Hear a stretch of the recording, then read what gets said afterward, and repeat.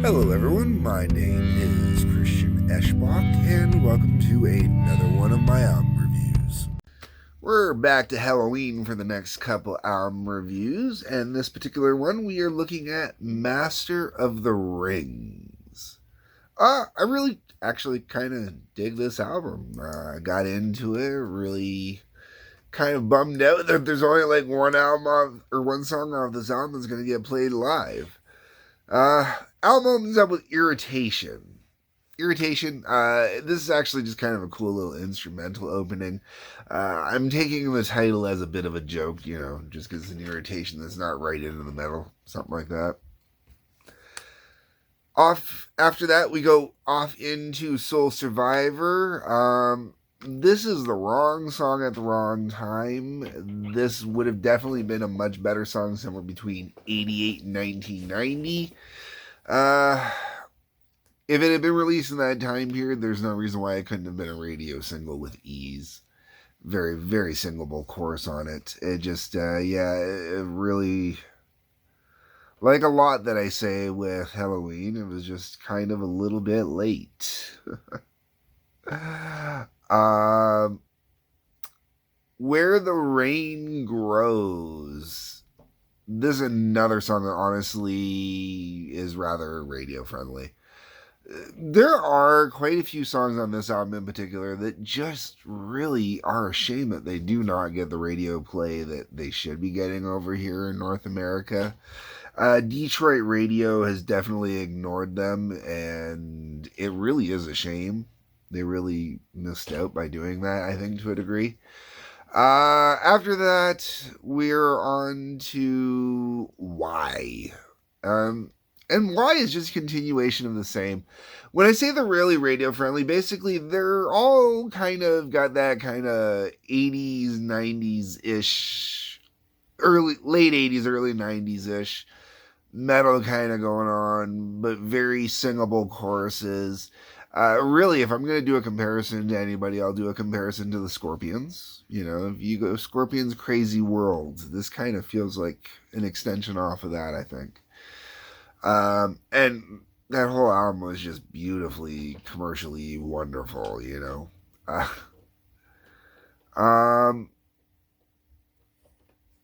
The biggest problem with this album is just when it came out.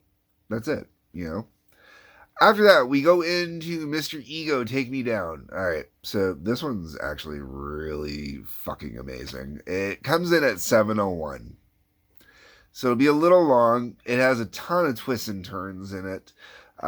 This one in particular really has me thinking In Excess if they were metal. I mean, it's like the seriously sexy music vibe to it, with some seriously sweet instrumentation going on. The soloing is pretty damn sweet too. I don't talk about the soloing too often because most of the time I find the solos just, they're solos, they're there. This one, it really kind of felt like it was standing out. It hasn't been on any of the current set lists that I've looked at up until this point. I haven't looked in the last few days to see if they've added anything more since the last time I looked, but based off what I looked at recently, it wasn't in any set list, which is kind of a bit of a bummer, because I'd really like to hear this one live. It's going to end up in some of my mixtapes in the future for sure. But I do want a version where the solo at the end doesn't get cut, where they actually let the full jam out go at the end with a solo. That would be perfect. And then, speaking of live, this next song I saw is being done live, and I cannot wait because this is absolutely a killer tune. And this is Perfect Gentleman. This song just has so much vibe to it, so much feel to it, such a mix of techniques and styles. Part of me says it in a way, it reminds me of Accept, something like off of Balls to the Wall, except for way better. It really, this is just a really kind of sexy kind of song. Perfect Gentleman, maybe even a little Nazareth kind of, like I've been listening to some Nazareth lately, and I can definitely see some Nazareth kind of going on. It's definitely one of those ones that it's going to end up going into future mixtapes. There's no way of getting around that.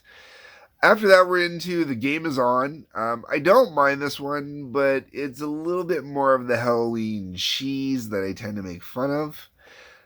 One of those songs I think would be a really good B-side. Secret Alibi, this one's just a straight up kick-ass rocker. There's an element to it that reminds me of Nazareth, as I mentioned earlier, and or Slade. Slade being the band that originally did Come On Feel the Noise, later covered by Quiet Riot. So anyways, definitely great album cut track. Works really well in here. Then we hit Take Me Home. I was like, fuck yeah, man. Bass is running wild and free on this one. Great boogie woogie to it. Totally got this great kind of danceable groove going on within it. Really kind of dig it. From when I say danceable kind of groove, it's kind of like reminds me a little bit of the David Lee Roth era Van Halen with that little boogie woogie kind of.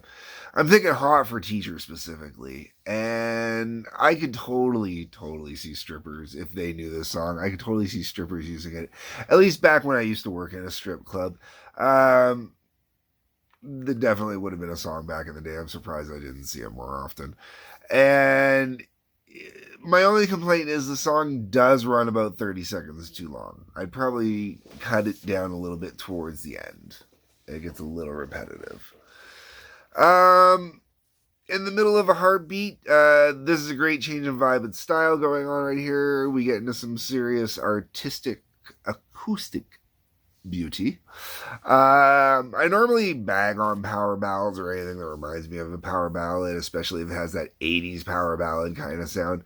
But this one's really kind of spectacular. I mean, other songs I would be like, but this one really should have been a really big hit, you know? Like, it's a good tune, man. And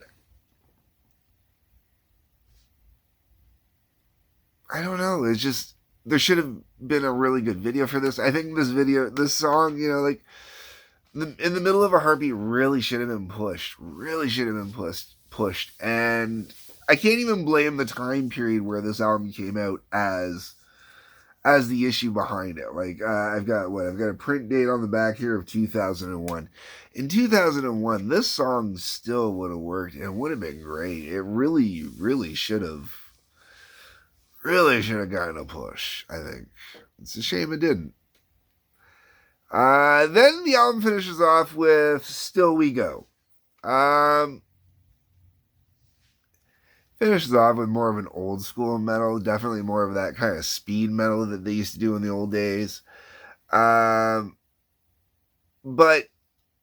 really, this is just kind of metal, you know? Like, I don't even want to say speed metal or thrash metal or anything, just kind of metal. It's not a song I would have chose to close the album off with. It is a very solid cut, and it definitely, you know, thrown somewhere in the middle, maybe. Or just reverse it with In the Middle of a Heartbeat. I would have been okay with that one closing out the album. This song in particular could have started out the album as well. It may have set the wrong tone, but I don't know. Overall, I really dig on this album, and I am going to dig on this album more in the future. I think it's a really good album. If you have not checked out this album, go check it out. Really worth checking out.